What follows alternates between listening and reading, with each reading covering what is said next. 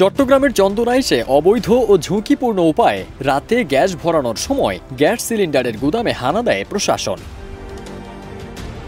গত ২০ জানুয়ারি রাত ১১টার দিকে এ অভিযান চালায় ভ্রাম্যমাণ আদালত।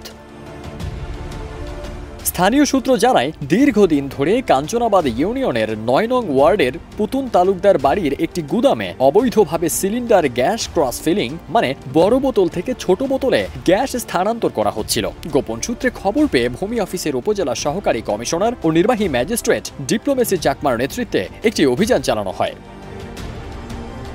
অভিযানে লাইসেন্সবিহীন ঝুঁকিপূর্ণভাবে গ্যাস ক্রস ফিলিং এর সত্যতা পাওয়া যায়। অভিযানে উঠে আসে প্রতারণার তথ্য। এসব সিলিন্ডারে নকল স্টিকার ব্যবহার করে বাজারজাত করা হচ্ছিল। এদিকে আইন শৃঙ্খলা বাহিনীর উপস্থিতি টের পেয়ে আগেই সটকে পড়েন অভিযুক্তরা। তবে গ্যাস আনা নেওয়ার কাজে ব্যবহৃত একটি গাড়ি জব্দ করে থানায় নেওয়া হয়। পরবর্তীতে বিধি মোতাবেক আইনানুগ ব্যবস্থা নেওয়ার আশ্বাস দেয় প্রশাসন। উপজেলা সহকারী কমিশনার ও নির্বাহী ম্যাজিস্ট্রেট ডিপ্লোমেসি চাকমা জানান, জনস্বার্থে এ ধরনের অভিযান অব্যাহত থাকবে। ফারদিন সানি, দেশ রূপান্তর।